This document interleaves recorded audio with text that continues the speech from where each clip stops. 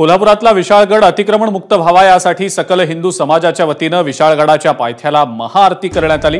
खबरदारी म्हणून पोलिसांनी मोठा बंदोबस्त तैनात केला होता।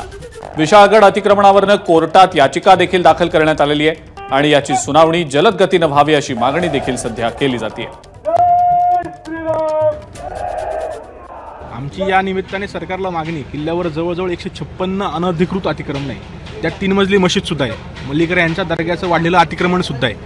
अतिक्रमण हे अतिक्रमणच आहे, मग ते हिंदूचं असो अथवा मुसलमानाचं।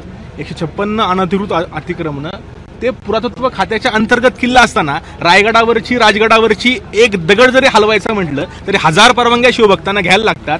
मग इथं 156 घरी कशी बांधली जातात, 3 मजली मशीद कशी उभी राहते, मल्लिकर यांच्या दर्ग्याचं अतिक्रमण कसं वाढतं, भले भले भक्तिनिवासवरती कसे उभे राहतात, हे सगळ्याच्या सगळं अनधिकृत अतिक्रमण पाडलं जावं।